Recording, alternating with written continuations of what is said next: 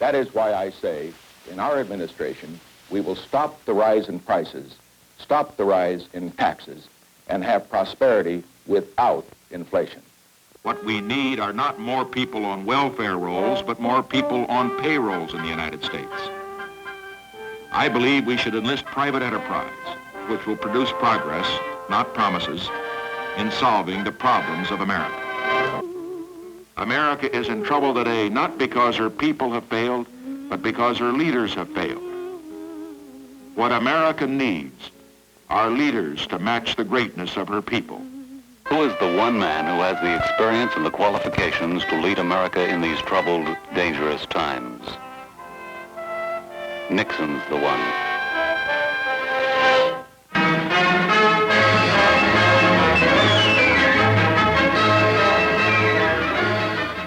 Those were samples of the promises made by Richard Nixon when he was a candidate for president in 1968. You're about to see and hear how well he carried out those promises. This performance is by his invitation. Then when I finish office, I would rather be measured by my deeds than all the fancy speeches I may have made. This moment... An invitation repeated. We can close the gap between promise and performance in American government. And repeated. There's one thing worse than breaking a promise, and that's to make a promise that you can't keep, and I don't intend to do that. As everyone knows, there are two Richard Nixons. There's the hard-boiled politician out for votes. We're not going to take any chances. In these next 2 weeks, we're going to pour it on. We're going to sock it to them all over the country. And then there's the politician who takes the high road, telling the AFL-CIO convention of his deep concern for the working man. I grew up in the Depression. I worked in a little grocery store. I'll never forget the looks on the faces of men who came into that store and couldn't pay the bills. But even more, I couldn't forget the looks of their kids who realized that their fathers were out of work and they didn't have the money to pay their bills. And so we want full employment. We want good jobs. We want high wages. I would rather be measured by my deeds than all the fancy speeches I may have made. Deeds or fancy speeches? The entire pipe mill is down. The wire mill is down. The stranded cable, the number 3 mill, the newest mill that they put in, is completely down this week.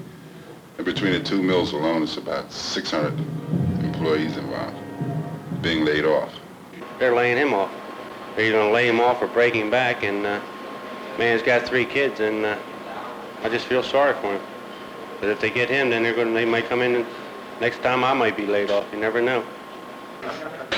I've been on the beach here since February the 3rd, and I haven't passed up a job, and I've been unable to get one yet. And it's the first time that's happened in over 30 years that I've been in the union. But Nixon's considering. We are considering what actions can be taken which will not cause an unacceptable rise in unemployment. I haven't had any people out of work here for some 2.5 years. I've got 500 people sitting on a bench today, and directly related to the economic policy in this country. Directly related to it. Edward C. Hughes, Local 101, Baltimore. This will be my 15th week. I'm not worried about the money, just as long as they put the men back on the jobs like it should be. Like I said before, I only worked 21 days this year. I have rent and I got to eat, and what I'm going to do? Like I say, I've only worked 114 days, and since Nixon's been in there, that's pretty bad. Maybe some people don't understand high-level economic policy. Here's how it works. The other area in which we still have problems ahead is unemployment. Unemployment always hangs high in any kind of recovery or upturn. It is the last number, unemployment is the last number in a downturn to be reflected in going up, and it's the last number in an upturn to be reflected in going down. Fancy speeches or deeds? Now here's the story on prices. Listen to the promise. So what we are trying to do, without, shall we say, too much managing of the economy, we're going to have some fine-tuning of our fiscal and monetary affairs in order to control inflation. That so-called fine-tuning turned out to be one of the most drastic axe jobs ever done on the economy. Here's Richard Nixon talking to the AFL-CIO convention. We just completed the 90-day freeze. Now, I understand there's been some disagreement about whether that freeze worked. Well, let's look at the numbers. It was a remarkable success. Look at your morning papers. The consumer price index, a rise of 0.1%. That rise was the lowest in 4 years. And so it was worth doing.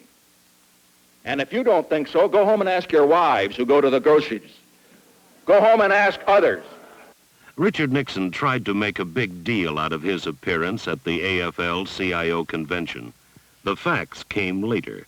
There wasn't a single boo, a single jeer, the slightest discourtesy. As AFL-CIO President George Meany said, I have the impression the President did not come here to make a speech. He came here to contrive a situation under which he could claim that he had been unfairly treated. We respect the office, we respect the man that holds the office, and we're going to continue to do that. Nixon said, go home and ask others. So we did.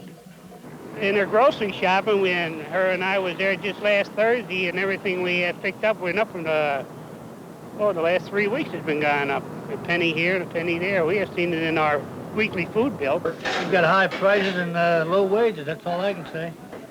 My rent has gone up $11 a month.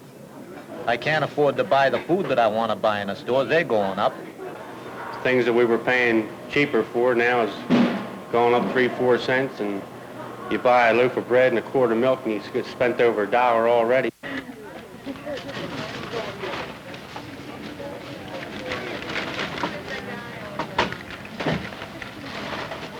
Whenever we go to the market, I can tell by the amount of bags that she has approximately how much the grocery bill is going to be. I remember it used to be around $4.50 for every bag when we first got married. I remember when we went to $5.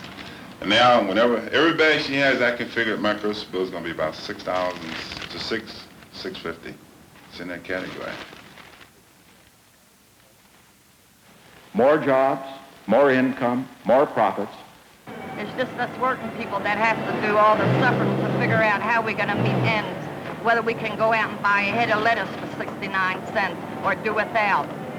I mean, I could go on for a whole hour, but I know I haven't got that time to spare. Everything he had done against the working class of people and the small people.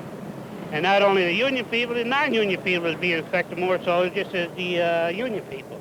Well, he affected the poor working people, and he let the businessmen get all the money. The dollar you earn should be worth $1. The dollar you save should stay worth $1.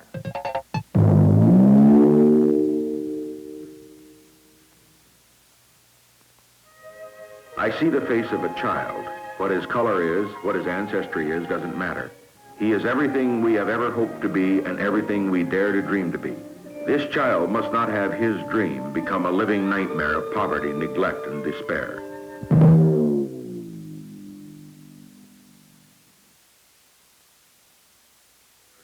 Today. Well, if you want my honest opinion, I think it stinks. I think that's pretty loud there. We don't want Nixon in 72. In these next 2 weeks, we're going to pour it on. We're going to sock it to them all over the country.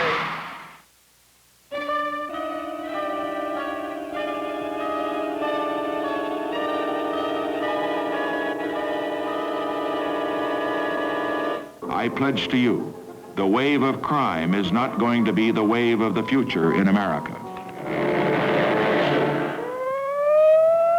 Crimes of violence, murder, rape, robberies, aggravated assaults, burglaries, up more than 25% since Richard Nixon was elected president. I would rather be measured by my deeds than all the fancy speeches I may have made.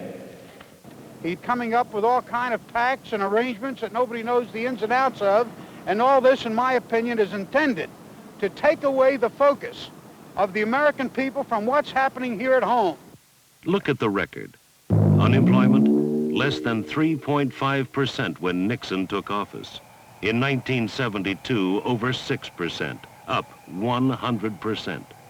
Areas of persistent unemployment, there were 538 of them in January 1969, over 868 in January 72, and going up.